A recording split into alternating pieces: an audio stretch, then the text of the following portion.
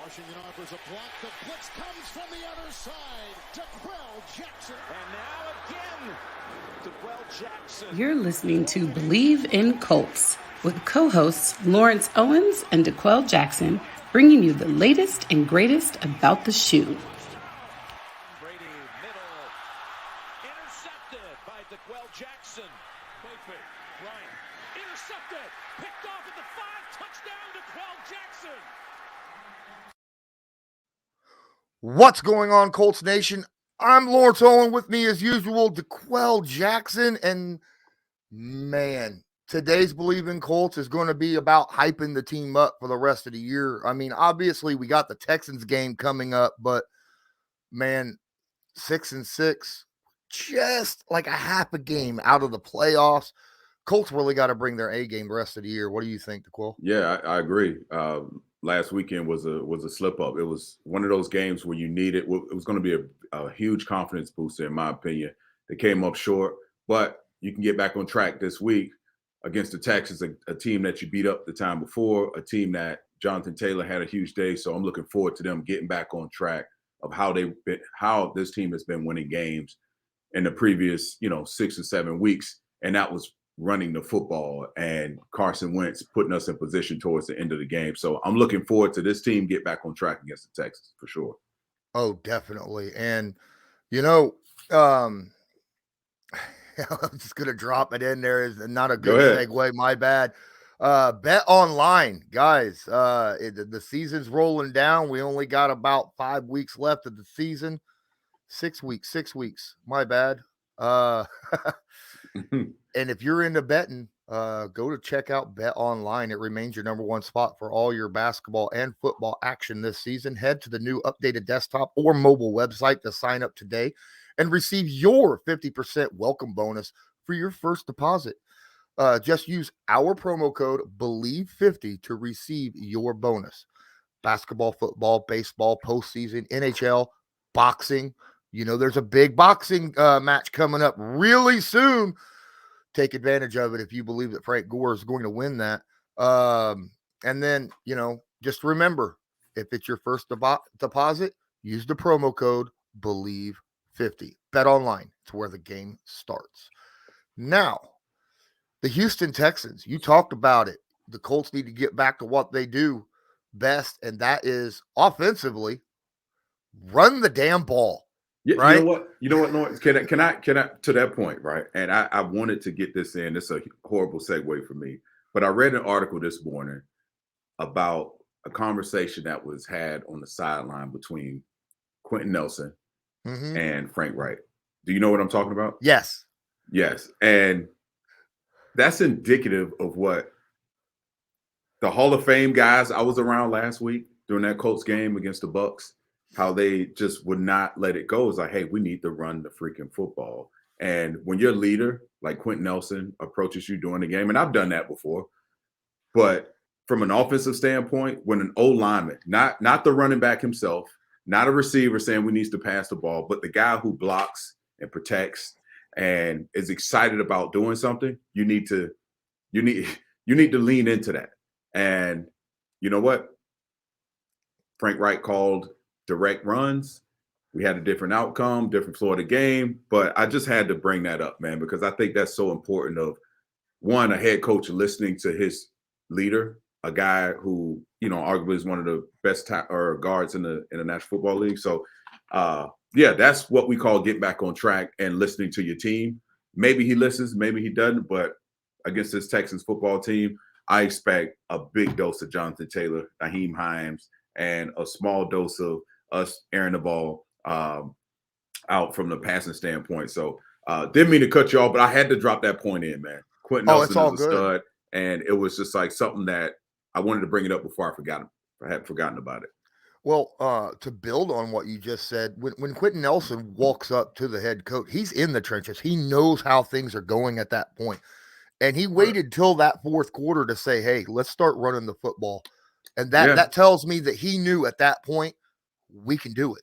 We got them where we want them, whether it's how they're playing their defensive schemes or whether Right. or not the defense was tired or whatnot. But Quentin knew for a fact at that point in the game they were going to be able to run the football on him, and at least that's how I felt that happened. Yeah. I mean, And the guys, that means he's in tune to what's going on during the game. A lot of guys who I have a ton of respect for who played this game at a very high level will not even think about approaching a head coach throughout the course of the game. Even though they had they definitely had the credibility to do so, they would have never done it. And for me, it says, you know what? The game is slowed down for Quentin.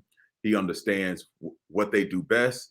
And hell, listen, if a guy wants to block, it's hard. In my opinion, it's much more difficult to sustain blocks running the football from an O-lineman standpoint. And the expectations then to sit back and kick your heels and block for a pass pro protection. But that's just me. But I loved it. I love to read that. It was refreshing to see that, guys are in tune with what's going on throughout the course of the game and not just sit back and like, all right, we'll just do what we're told. I like those guys who are willing to take a chance, Well, that's not the first time Quenton Nelson stood up and said something. I mean, in the offseason, it was well reported Quenton Nelson got mad during training camp, and there was some injuries on the defensive line, and he got ticked off that the depth wasn't good enough for him, to be practicing at a high level. Yeah. He ran over and started screaming at Chris Ballard, his boss's boss. Yeah. Right. Say, you want me to perform well, and you give me this kind of stuff to practice against? Oh, that's amazing. That is amazing. You want to play with guys like that, the high intensity guys. Hell, he plays with emotion. It's an emotional game when you invest so much into it, physically and mentally. So I get it. I love that about Quenton Nelson. Absolutely. So I think Quentin's going to get his wish against the Houston Texans because they have one of the worst run defenses in the NFL. I mean, they give up over 135 yards a game on the ground. And wow. Jonathan Taylor's one of those guys. I mean, last time he played against them, 14 carries is all Jonathan Taylor got against the Houston Texans, but he still got over 140 yards and 2 tugs. Right. Had like a 10-point yard per carry average. Right. I mean, so with that in mind, I would assume you're going to bring, Taylor in the run game a lot more. But at the same time, do you think Lovie Smith is going to try to load that box and try, kind of similar to what Tampa Bay did and try to push Wright out of calling run plays? Yeah. So I'm glad you brought that up because I went back and watched the presser from Frank Wright after the game, and he talked about a lot of the RPOs actually based on the front you would get will dictate whether or not we're going to run the football or pass the football. And part of the conversation with Quenton Nelson was he specifically asked, can you make a run call, just a run only call? Yeah. So obviously you have to be expecting teams to load the box because no one's had a better season from a running back standpoint this year than Jonathan Taylor. Of course, you're going to see a stacked box. So how are you going to figure this out? How are you going to still do what you guys do best and against a loaded box? There is no teams are smart as well. Like I always say, they get paid as well.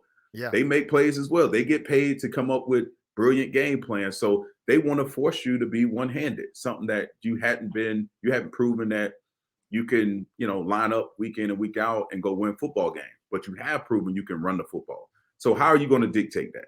Now, in my opinion, you add extra O-linemen. Either you really load the box and you tell everyone you're running the ball with bringing in extra O-linemen, as I just mentioned, or you spread them out, make them thin, make them match your personnel groups. I've said it before, 10 personnel. We have to major in somehow running quarterback or shotgun runs out of a 10 personnel set. Now you take your tight ends out, you take the big boys out, but hell, you at least lighten the load and you let your O-lineman go to work. And now you're playing, man on man, and I'll take my bet against our O-line against any other opponent's D-line that we can win majority of those matchups. So You got to figure this out if you're Frank Wright. You have to. There is no other option. Are you just going to say, okay, they gave us an 8-man box. We're not going to run the football. We're just going to pass 26 consecutive times. No, that's not the formula that we need to win football games. And we talked about this at length. This team, if you can figure out a way to have success running the football against an 8 or 9-man front, that type of football travels. And these next 5 or 6 weeks, it's going to be very important that you figure this out, because if the Texans stifle, I don't think it's going to happen with the Texans. I think we're going to have a big day running the football. But the minute you show that you're abandoning the run because of these certain fronts, every team is a copycat league. Every team is going to say, you know what? We get an 8-man front. We got them by the balls. I probably shouldn't use that term, but we have them where we want them. So maybe let's play big boy ball. Who cares if they have an 8-man front? Now, obviously, you want to stay committed to it, but you have to be in tune to what's going on throughout the course of the game. But I don't believe you got to beat your head against the wall. If they're stopping you, you're not getting anything. Obviously, you have to work some other angles or what have you, but. No, I don't say don't abandon the run just because they're showing you an 8-man front. Hell, we got the guys that can do it. I think you're right. And I got another question. Because I was thinking about, you were talking about, setting up design plays to where you're spreading them out a little bit. What if you run a 20 or 21 personnel and then Naheem Hines, who's a receiver, you motion him out wide and bring a linebacker out of that box? You think that would help out a lot? That as well as shifting, a lot of shifts. Now you go from, let's say a 21 set or a 12 set, and you start in a spreaded formation where let's go empty, and then you shift, and now you're in the run, a run style formation. You can play that game, and now it forces the defense because a lot of defenses has checks versus empty, because no one wants to be in a quote unquote run stopping defense and they've spread everyone out. Now you have to make an adjustment. And so defensive teams, usually what happens is, okay, you have a mass check against an empty set. And now when you shift out of it and go back to your run formation, now the defense has to make an adjustment. Do I stay in my new, check? Or do I go back to my original call? Typically, they stay in their check against an empty set, and now it allows them to be a lot softer against the run, and that's another way you can attack it. I remember back in the day, the Jets used to do it a lot. They used to shift out of formations and into empty, and it would just completely screw us up.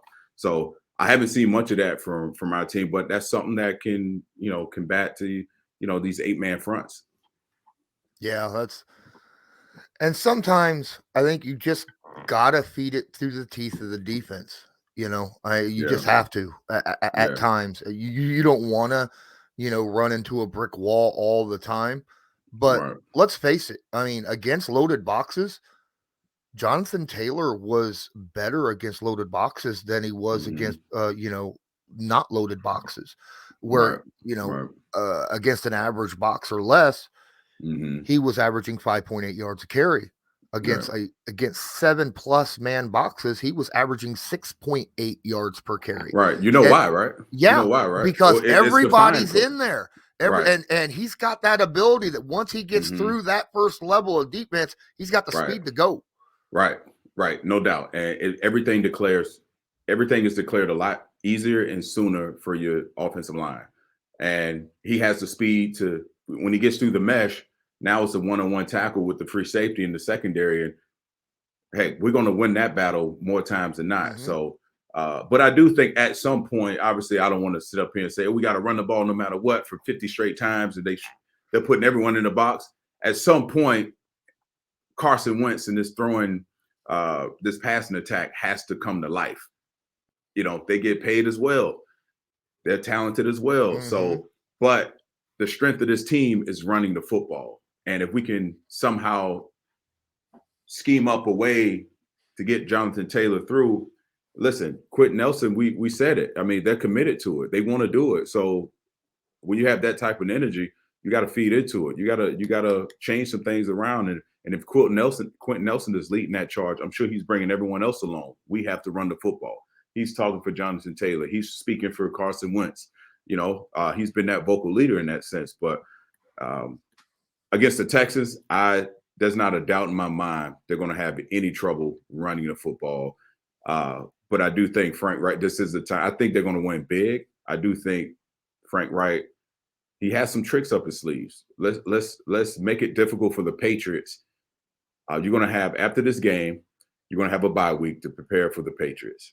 You're going to have more than enough time to game plan. For me, I would like to see something outside of the norm that breaks the tendency, because we have the greatest coach on the other side. I hate to look ahead, but you're going to have the greatest coach, one of the greatest coaches to ever coach the game, watching your tendencies and studying you. So give him one more thing to study up on. So, but I do think this game is going to be a cakewalk. I really do. So after the Bills game, Colts fans, a lot of Colts fans seem to think that the Indianapolis Colts should just run the ball 50-60% of the time on offense every game, all year long. That's how you win the game. Don't let Carson throw more than 12 times a game, that type of situation. And let's be frank and honest about this. Yeah. No matter what, you could have the greatest running backs in history. They only have 4 or 5 games a season where they have that, oh my goodness, games, right? Yeah. At max. Yeah. That's generally, that 150 to 250 yard games where they just completely take over a game, right? And it's done. No matter how many times you hand them the football, generally it's 4 or 5 times, and the rest of the time you got to be either fairly balanced or be very good at passing the football. So, I mean, you just can't say run the ball. Like you said, we pay these guys as well. We just gave up, without any question, it's going to be a first-round pick now for Carson Wentz. Michael Pittman is out there. We got our tight ends. We got some other guys on off. We got T.Y. Hilton.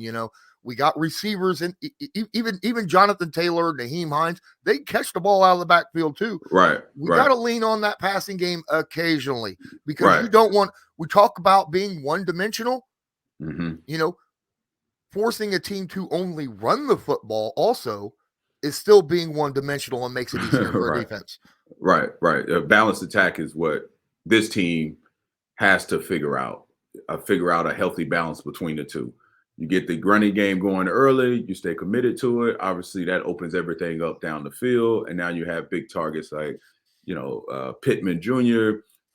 Comes into play. T.Y., last game we didn't talk about, he hit a milestone over 9,500 receiving yards, which is a huge feat in the National Football League. So I do think the balanced attack is the necessary way of going. They're not this, they're not the Bucs. They don't have all these different targets everywhere. They're not an all-star team where you can close your eyes and throw the ball up and Michael Evans is going to come down with it, or Goodman.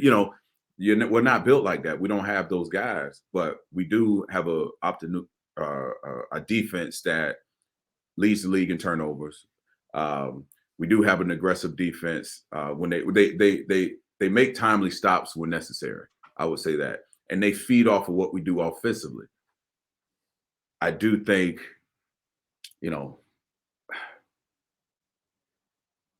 Carson Wentz is definitely playing really good football. I just don't know at times, man.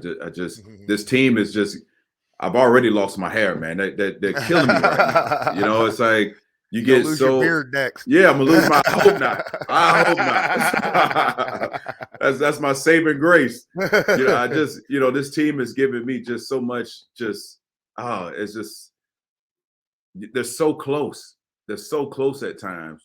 And the way they played the defending champions last week, they should have won that football game, in my opinion, but they should have won a lot of football games that they were into. And I talked about it last week. The really good football teams find a way, and they just haven't been able to find their way towards the end of football games to beat quality opponents. But now, listen, the Texans, this is a game. I don't know anyone that's given the Texans any chance to win this football I think game. the Colts are 9.5-point favorites. Yeah, they gave up 5 sacks last week against the Jets football team. They gave up over 130 yards on the ground last week. So this is the writing on the wall where you can't overlook them as a player because you're looking towards maybe that week off of the bye week, which we'll talk about maybe, or you're looking at the Patriots down the road because you're on the outside looking into this playoff hunt. So, but I do think they will be focused. I do think they will be focused because if you're looking at this schedule, you have, from the start of the Buffalo game, you knew you were going to have your work cut out in these upcoming weeks. So I do think that will be a easier shift to go out and dominate early in this football game. So you're still Christmas shopping, right, DeQuell? It doesn't stop. Yes. For those of you who are still Christmas shopping and trying to find that perfect gift, let me tell you about Lightbox. Lightbox uses cutting-edge technology and innovative techniques, and they've cracked the science of sparkle, creating the highest quality lab-grown diamonds you can find. They have the same chemical makeup as natural diamonds, but are grown in a lab. Because of the process, they can create stones in a plush pink or a beautiful blue, as well as your classic white. Lightbox grown diamonds are the gift that they'll never want to take off and priced so they won't have to. Just visit lightboxjewelry.com to add sparkle to your holiday shopping. That's lightboxjewelry.com. Never a dull moment. Okay, Tyrod Taylor. We didn't get to play against Tyrod Taylor in the first time we matched up against the Texans this year. It was Davis Mills, and Davis had himself a game against the Colts. He was 29 of 43, 243 yards. Now, he did throw 2 interceptions, but he's still, 29 of 43, 243. That's moving the ball very, very well against this Indy defense. What are you seeing from Tyrod Taylor, and how are the Colts going to have to play him defensively? Yeah, I think you have to use a similar strategy as we went into the Josh Allen week. He's a mobile guy. Last week, the Texans gave up 5 sacks against a guy that's pretty mobile. I think you got to go into this game thinking to keep him in the pocket. We're going to have some chances behind the line of scrimmage to get him down.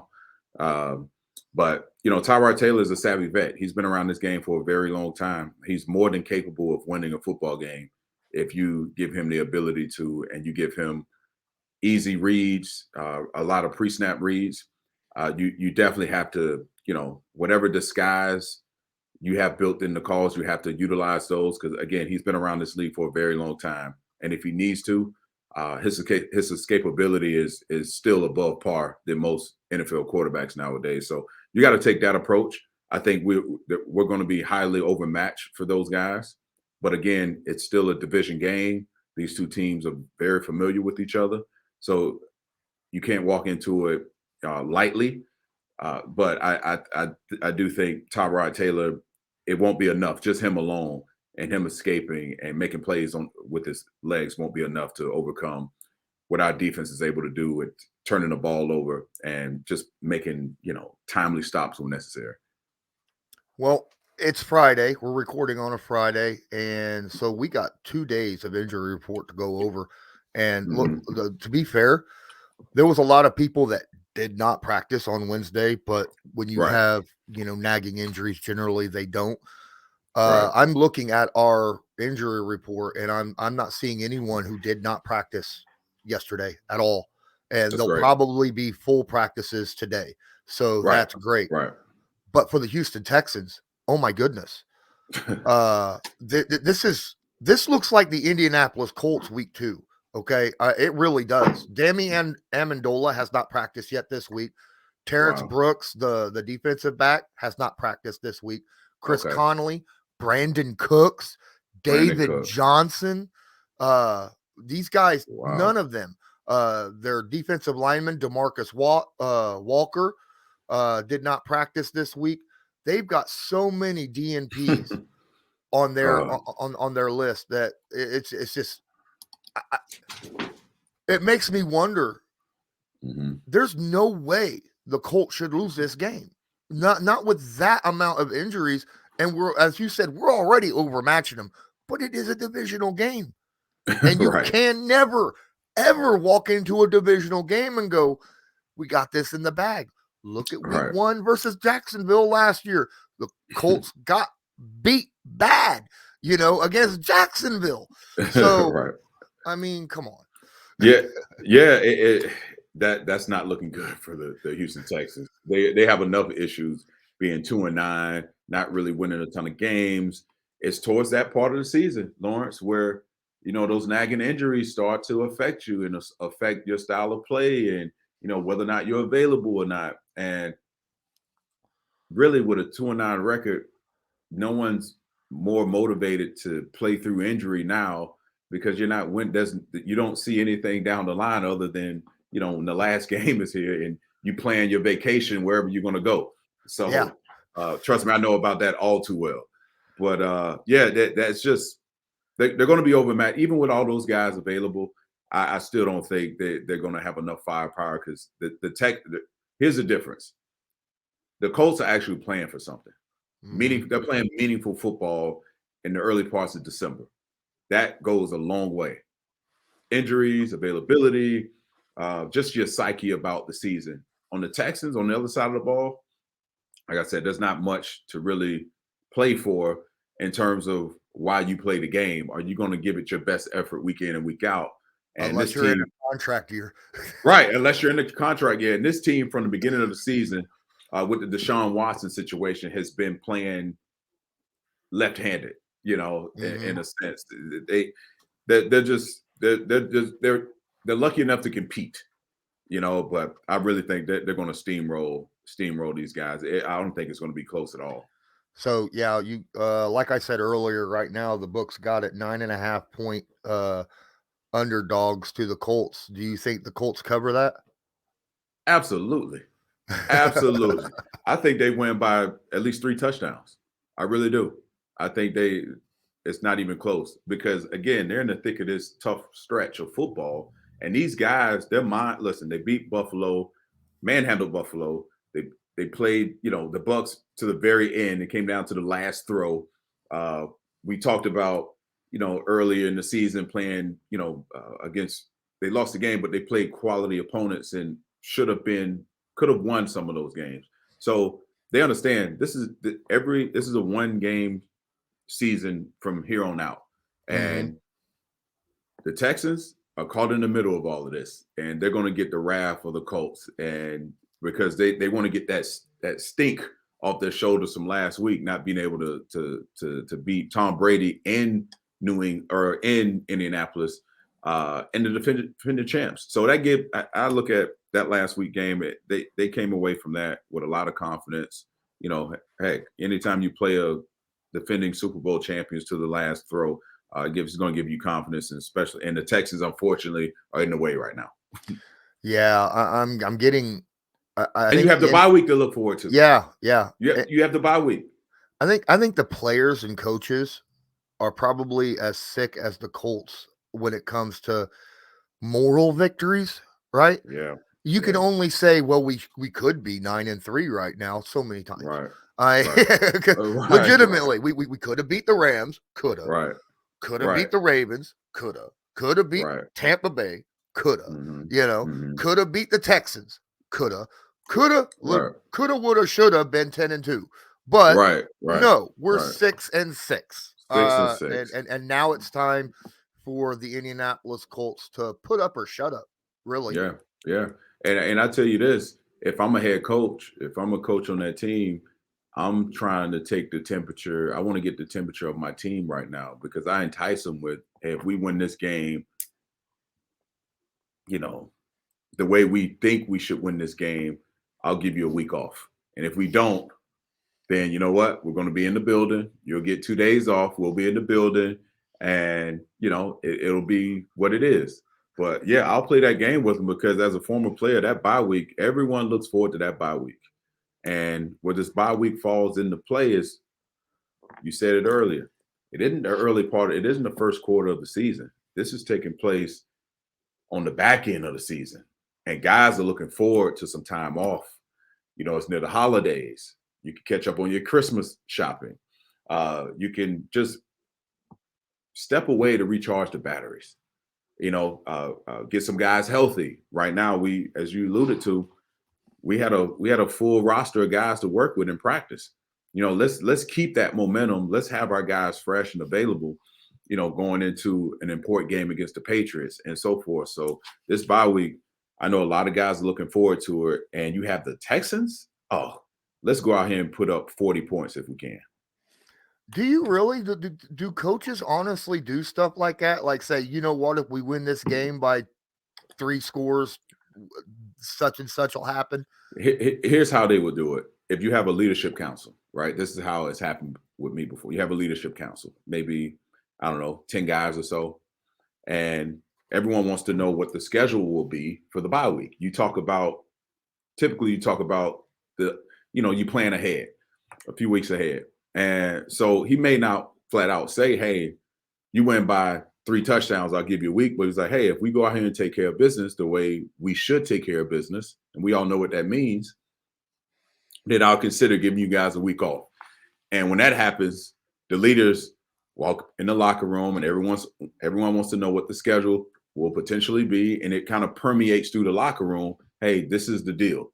If we go ahead and take care of business, he'll give us a see you Wednesday, a victory Monday. And in this case, an entire week off. So absolutely, they may not flat out tell you, but they know that, they know their team. They know how to get the message out. And it works. Yeah. Another way of really doing that to help establish that is frankly running the ball, because there's nothing more demoralizing than getting ran over early in the game, right? For a defense, if you can't stop the running back in the first quarter and you're already 2-9, and the running back is popping 10 yards of carry on you in the first quarter, that's you're going to take their will completely out of the game for the whatever they had left, right? Yeah. And that memory pops in your head. Oh, we're 2-9. Here we go again. They're starting to have some success running the ball. They're scoring. Now let's just hold on. Subconsciously, you go through that and you have to fight against that. And that's why, you have to jump on a team that's 2-9, a division game. You have to jump on them early. You have to get a lead early to put them in that place of here we go again, and it's going to be very important, how the Colts come out, because if you give the Texans, a familiar divisional opponent, any life, you start to give them confidence, and you don't need this becoming a closer ball game than what it has to be. You need to go out here and dominate at an early standpoint, as early and often as you can. I'm going to hate bringing up bad memories about playing on losing teams, but my question is, when it comes to late in the season and you're on a team that is like 2-9 or something like that, and you're walking into games, does pride have an effect on how you play, or is that a lesser extent? Does pride have pride? Oh, yeah. Yes. Oh yeah.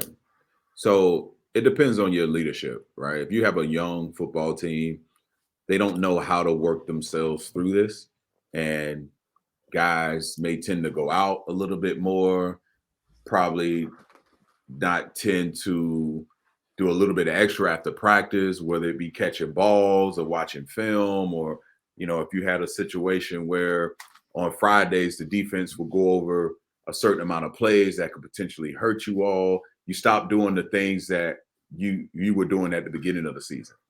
But yes, pride does play a part. And if you have the right leadership, you're telling guys, hey, listen, yeah, we may be 2-9. We don't have a future in the playoffs, but you best believe the other 31 teams are going to evaluate our season. And if you stand out, whether it be here or someplace else, you're on a job interview every time you step on the field. So if you can compartmentalize all of that and understand the bigger picture of it, obviously that pride comes into play. Most guys play with pride. You can't play this game without pride, but not given the right leadership. That's why leadership is so imperative in any locker room, especially so now. And I'm glad you brought up this memory, because in Cleveland, I go back to my Cleveland days. My first year ever playing there, I had a guy by the name of Willie McGinnis, Super Bowl champion. Yeah. And the things he did, the habits he did and created at the beginning of the season were exactly like the end of the season. And so he was aligned. So I followed his lead. And so I knew how to, when he left and when I was in that position, I knew how to get through those tough moments of just becoming, just obsessed with the process. So that some guys don't see it that way. Some guys just wake up, hey, we're 2-9. I'm not going to watch any film once I leave the building, and you start to develop bad habits. And this is what a 2-9 team has developed. They have too many guys with bad habits, and you don't have enough guys with great habits to get them out of this stench, this slump. So it's definitely not a pleasant environment to be in. It's definitely, that's the part I don't miss. I don't miss that at all. But you look at the Colts; those guys are energized. They're ready to go play. They know what they need to do in order to win football games. When we talk about how losing games can affect and how winning games can affect, at the current situation the Colts are in right now, 6-6, they're on that teeter-totter, right? They're right there. And if the Colts win like they're supposed to, they're going to go into this bye week and be like, all right, we have hope. We could, have a shot at making the playoffs. If they lose to the Texans, the swing, I think, would be so dramatic in how you feel about yourself and how the fans would feel about it. Yeah. These are the type of games, if you were to lose, now you're talking about someone being fired. Yeah. It becomes that drastic. It gets that drastic. It's like, wait, what happened? When you lose to bad football teams, now you start to overanalyze things and it could get dicey really quick. And I don't see that in this football team, but if it were to happen, and it could, because they are division opponents, they know each other very well. That's why I go back to what I said earlier. You have to command a big lead and take control of this game early and as often as you can, because if that were to happen, I don't want to be. There's going to be a different conversation next week. I can promise you that. It will be. You're talking about people being fired. You're talking about what are we doing now? Everyone's taking the bulk of the blame, and it's just not a good environment to be in at that point. Yeah, that's the whole reason of why the loss to the Tampa Bay Buccaneers didn't hurt me nearly as bad when I looked at the bigger picture, because it was a non-conference, non-divisional game. It only counts as, in my opinion, like half a game, right? Whereas, a divisional game, that's a 2-game, play. So can't lose those. No, those. We've already lost twice to the Texans. We got to sweep the other two teams. Right. And every team in training camp says the same thing before you make the playoffs. You have to win your division. These are the games that matter. Win within your division. Those are the games that matter. And we're in the. I still think we're not in the. We still can control our somewhat of our what our season will look like in January, for that matter. But you have to go out here and take care of business. The Texans, they're going to fight. They're going to show up. They're going to be, energized for the game early on. But again, when you punch little brother in the mouth, after you've punched him in the mouth a few times, he remembers, like, oh, okay, this is what it's about. And they gotta come out swinging. The Colts have to come out swinging and punch the Texans in the mouth and get them off of them, and so they can get things rolling, get that energy back, get Quenton Nelson, on the sideline, not even thinking about talking to the coach because they're running the heck out of the football. Jonathan Taylor's getting back on track. This is the game to do it, but you cannot neglect the fact that this team understands who you are and they want to beat you as well. Because if you look at I remember when I was there, the Texans hadn't beat the Colts in the Colts, building in, God knows how many years. And but yeah, hopefully TY comes alive. We've This been is an waiting on him. NRG Stadium game. Yeah. He's definitely has a history of putting up big numbers against the Texans. So, and I'd like to see him finish this season off on a good note. He's been, part of the game plan the last game or so. So I like to see him get a nice stretch of healthy games so he can make his impact and mark on this team moving forward. Well, one thing that they cannot do is turnovers. Yeah. Straight. Don't give the Texans chances to come back in this game in any way, shape, or form.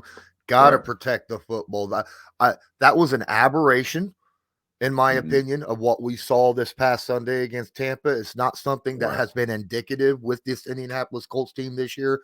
Right. And we can't let it become a thing. Right. And that goes to just your level of focus. As much as we talk about they should win this game, the players know it too. They're saying, I was like, hey, we're gonna put up big numbers. We know the teams that we can put up big numbers on. And that's if that would have happened at, right now this week is about focus. It's about focus, doing the little things. You got to harp on that as the season progresses, because when you have pride, that's part of that whole pride conversation, doing those little things and not neglecting them. Because when you start to neglect them, now things that we talk about, you not playing as well as you had hoped, and against an opponent that you very muchly so outmatch. So, but I don't think that's going to happen with this team. I think Frank Wright's going to have these boys ready to play, and again, because they're in the thick of this tough stretch, that's either going to decide whether or not postseason is in their future. So I got a question for you, a little bit away from the game. What are you thinking so far of this Hard Knocks in-season thing? I love Hard Knocks. I love it, man. I love you. It gives you an inside scoop on just an inside view of just how the operation of football goes. It gives, just aside from all the different characters and what takes place, it gives, for me watching, I look at it from a different perspective because I am a former player. It gives the casual fan that understanding of meeting times and practice times and all the work you have to do on your body and the grits and grinds of the game. So I appreciate that part of it. And it just, I like when I see things, it reminds me of, oh, I remember when I was there and doing blah, blah, blah, and with blah, blah, blah. So I enjoy it, man. I really do enjoy the Hard Knocks, rather. When they have cameras on and you see their, how they're kind of not their practice or anything like that, but they're talking up the game during the week and then during the game, and then how they feel after a game, things of that nature. I would think that would even put a little bit more motivation on that team to succeed, because of it's not just a nationally broadcast game, right? But their entire preparation and what goes on in the building before the game, during the game, and after the game is also brought on a national level with the Hard Knocks too. Yeah, and on another side of it, it could be for guys who are not familiar with cameras being everywhere. It could be a little tricky because you don't want to give your secrets, because teams like the Patriots are probably watching. So you don't want to give all your secrets out, and you have to be discreet in that regard. So it could be a little tricky, but I thought it was unusual that you would have it in the middle of your season. Right. That to me is a lot different than training camp. Training camp, you have different bodies, different players, and now you get an inside scoop of the guys who are actually playing and what they think of the game, and you have your one-on-one time with them, and it's great from a fan perspective. But from a player, me just thinking about all the things that you have to deal with, meetings, and you don't have any space. It feels like there's no privacy. Yeah. But they seem to be working through it. But you know, I do want we'll to see. give the Colts a little bit of props. They have been on the cutting edge of kind of being that, clear, show you more than what other teams Right. do normally for years now. They've had the with the next pick thing going on Yeah. last couple of years. They initiated that. Now other teams are starting to do it. Right. They started giving content creators like myself, Mhm. press conferences for just specifically that. And Right. now, it's a first for a team to actually be like, all right, we're going to film what's going on during the Yeah. season, that. Right. So the That is Indianapolis Colts yeah. has just been on top of it when it comes to just giving the fans stuff that they want. Right. And I want to go back to a point of just if I could try to put my player helmet back on and try to relive what actually, like in meetings, like Lawrence, between you and I, if you're the defensive coordinator, you're going over things, and there's a huge dialogue going on. Hey, what if we do blah blah blah, and the defensive coordinator is talking, the linebacker coach may say something, or the secondary, and at times like the players, hey, Darius Butler, what do you think if we, try this a different way? It's a lot of communication going on. Obviously, they're not going to show all of that, but yeah, it's probably a little tricky. It's like, okay, when can I say what I want to say? You have to make sure cameras on around, and again, because I guarantee you, other teams are watching it during the season. They have a scout specifically watching it. I'm sure the Patriots have someone watching it to see if they're going to give any tips or about their tendencies or their approach to an upcoming game. I'm thinking that they probably have some sort of arrangement where HBO probably has cameras everywhere and record everything, Right. but anything that is broadcast has to go through the Colts organization first, right? Right. They're like, Right. no, you're not going to talk. You're not going to, Right. And put that this adds in the another show. level of you have to prepare for I'm sure they have people but the coach has to be included in some regard because he doesn't want to give out schematic secrets. Yeah. So and that adds another level of preparation, something else that takes you away from game planning. And have you seen this past week's Hard Knocks? I haven't. I saw the second one. The second one? I haven't seen. Yeah. I haven't seen the. The latest. I haven't seen the latest. Oh man, you got to watch it because there's a part in it. I'm sorry for cutting you off, but there's a part in it where Darius Leonard's walking in the building. He's got his head down, texting people, and he just walks right into the wall. It's like he looks up and says, "Did anyone?" And then he looks right at the camera. Oh, this is gonna be on Hard Knocks. And he just starts laughing off and walking on. Yeah, man. Those early mornings. Oh man, those early mornings because you have to get that last text out before meetings start because you got to put your phone down. You don't have time to respond. Oh no, that's bad. It's always good humor. I'm sure they probably have so much footage. Obviously, they have so much footage they're not showing that they probably would down the road someplace. But that would be interesting. That would be fun. I've never been a part of any Hard Knocks, but I can see how that could be pretty entertaining. I can tell you what, if Hard Knocks was around when Pat McAfee was a player and that whole mob. So on Fridays, like today, obviously it's a short practice, right? And guys just get energized because you're out of the building before 1:00. You're going to be out. You can start your Friday, get your, you have family in town or whatever the case may be. And so in our locker room, we had a freestyle Friday. We had a guy that literally had like this karaoke type machine, and he would rap. And other guys, they would battle each other. So it became this freestyle Friday on this side of the locker room. Then on the other side of the locker room, you had Andrew Luck, the O-line, and like me and Pat were in the middle. We were like divided. And so you would spend time over here. All the jokes are being told over here and rapping and music and all. And over here was a lot more quiet.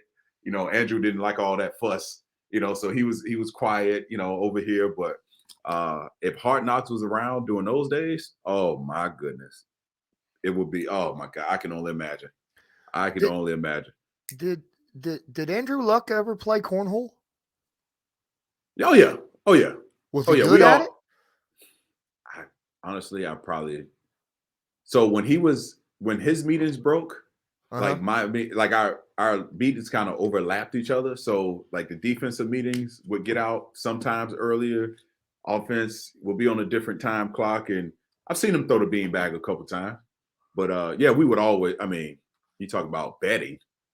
Oh man, yeah, it was a lot of interesting characters in the locker room. Cornhole end up losing a couple $100 and in a matter of minutes. Wow. So it was fun, man. It was fun. That part I do miss just the randomness about it. And we didn't spend much time in the a normal day. You're in the locker room. When meetings start, you're in the locker room maybe, I don't know. The longest time you're in the locker room is right before practice starts. And that's they give you probably 10, 15 minutes. Other than that, it's like 5 minutes here, 5 minutes there. And then within 5 minutes, all hell could break loose. Let's say that. All right. Well, we're about at the end of this time. Is there anything else you want to finish off with before we go? No, man. I think I'm good to go. We covered everything. It's going to be interesting to see how they come out and play and head into this bye week. It's going to be the tell of this season how they respond against the Texans here. I'm looking forward to a blowout, honestly. Yeah, every time the Colts lost, ever since the Ravens game, every time the Colts lost, they come back and just put a beat down on whatever team it was that they were playing. Yeah. So hopefully we'll see that happen again and time repeats itself. But until next time, thank you everybody for watching Believe in Colts, brought to you by Bet Online. And until next time, I'm Lawrence Owen. That's DeQuell Jackson. And as usual, go Colts.